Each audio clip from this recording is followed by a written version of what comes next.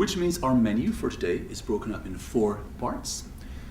Start very fundamentally with a definition of the problem, and perhaps a good entry point is to discuss the meaning and applicability of what we call the standard private market value approach, or standard market model, if you prefer, for those of you who have had economics or still deal with economic analysis nowadays. There's, as you know, a very central representation of human behavior, and we'll try and see how far it gets us when dealing with languages. Then we will look at 3 often heard approaches, economic approaches, that purport to show that non-dominant languages are valuable. By the way, I've also put this in bold red type because I think that the concept of non-dominance is, I think, the most convenient to use in this respect. I don't want to talk about regional languages or minority languages. Dominated languages, I mean, of course there is, regional, there is minority, there is dominated. I mean, all these dimensions come to the fore depending on how you look at it, but the concept of non-dominance, I find, is sort of most useful here, and also helps us to focus on when we want to focus on, not get sidetracked in other things. So there are 3 standard approaches. We'll briefly talk about them and also try to show why, they are helpful, but only up to a point. Okay.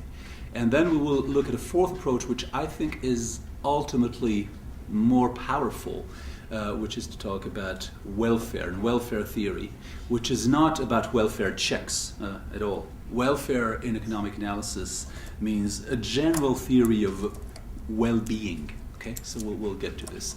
And then from this I'll turn to priorities for further investigation. So let's start with the principle of market allocation.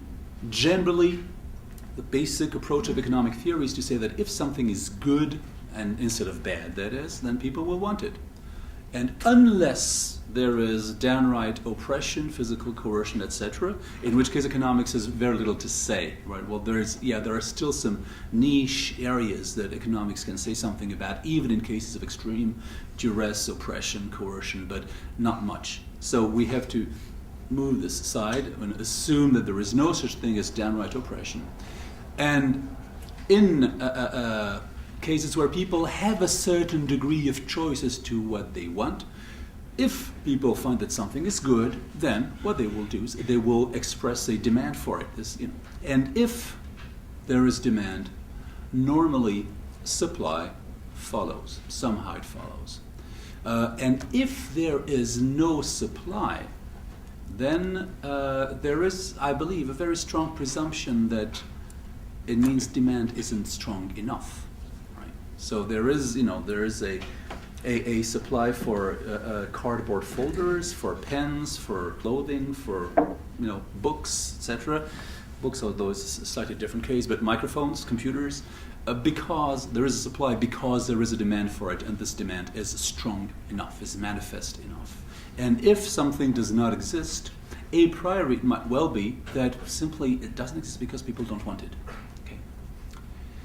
The important point there is that this is the result of the uncoordinated interplay of market forces. This is very important because this uncoordinated interplay implies that people, suppliers on the one hand, consumers or buyers on the other hand, somehow get together and mutually agree on what they need without any central authority intervening, i.e. without state intervention. This is the whole philosophy of free market economics, which works very well for tomatoes, clothing, computers, cars, etc. But does it work for linguistic diversity in general? My answer is no, it doesn't. We'll see why. Does it work for bigger languages? Well, up to a point it does, but not really.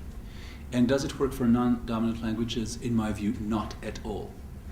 So we have this paradox that there is we want to develop an economically based perspective on linguistic diversity, including the role that non-dominant languages play in linguistic diversity, without, at the same time, having to do without the core principle of market allocation.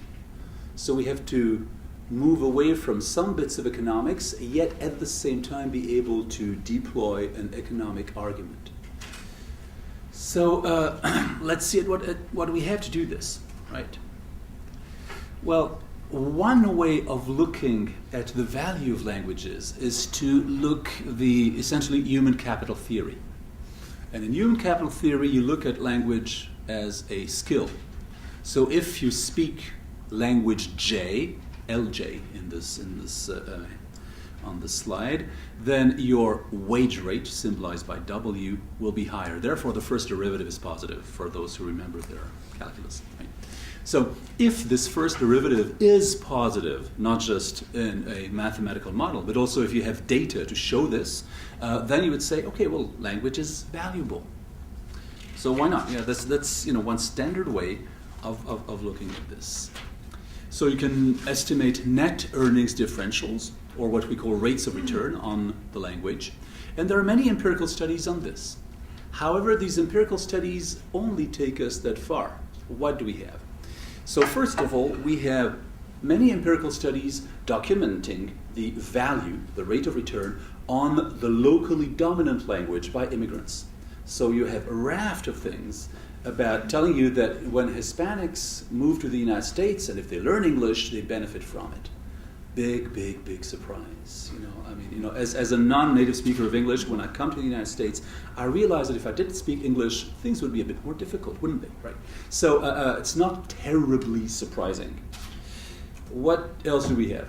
We have a few results on non-immigrant languages, which can mean national languages. For example, in Canada, a country where I've lived for a few years, where you do have evaluations of rates of return on English and French. We also have on CH, my country, Switzerland. CH is for Confederatio Helvetica in Latin, because we use a Latin acronym for this, having 4 national languages. Luxembourg, Ukraine, interestingly, because of Russian and Ukrainian.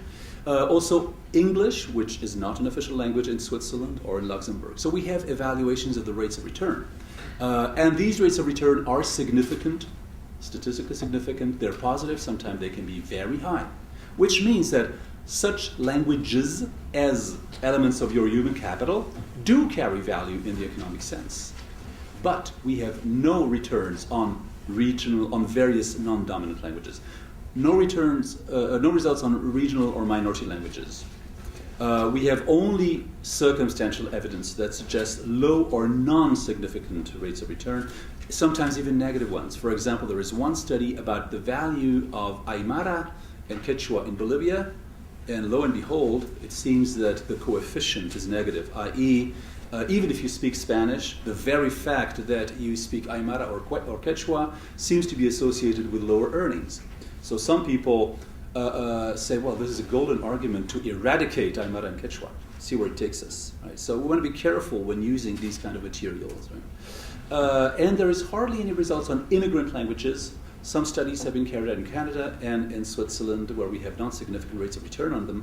And in Switzerland, we find niche effects, for example, for Turkish. But these niche effects are, again, very anecdotal.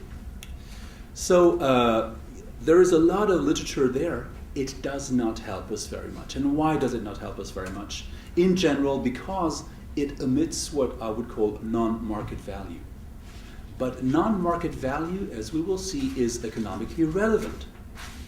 We will see later what we mean by non-market value, but just to give you a sneak preview of it, think about the value of the environment. Environmental quality is not something that you buy like a microphone, a computer, clothing, or tomatoes, right?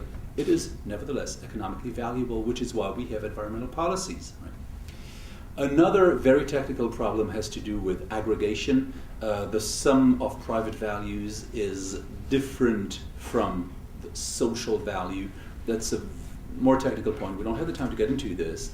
There is also problems of endogeneity, instability over time. Again, slightly more technical aspects that we can return to later if you want.